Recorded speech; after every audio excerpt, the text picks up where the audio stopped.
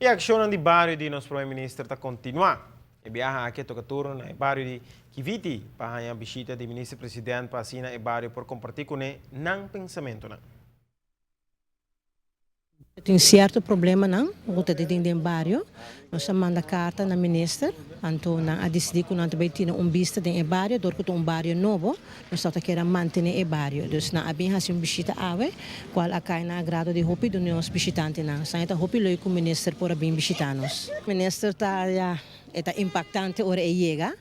Então, a impressão que me tenho que está muito interessado, está willing para ajudar nós de bairro para sobre a mesma mira a situação de bairro que portem que nós temos de que ajuda na certa coisa, com certo tópico que nós trazemos adiante para melhorar o bairro, a área de Kiviti.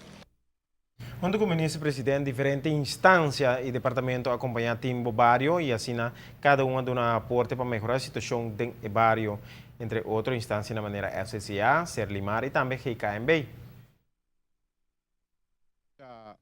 Não costumamos dizer nós não conhecemos, nós chegamos, nós pedimos permisso, vamos ter permisso para canarão, não pode chegar com canal de cura de gente, porque não dá permisso, com toda confiança, canarão, na final nós firma papel, em casa, de controle, e nós estamos educar os habitantes, nós estamos pensando se nós logramos algo, ou nós não ganhamos algo.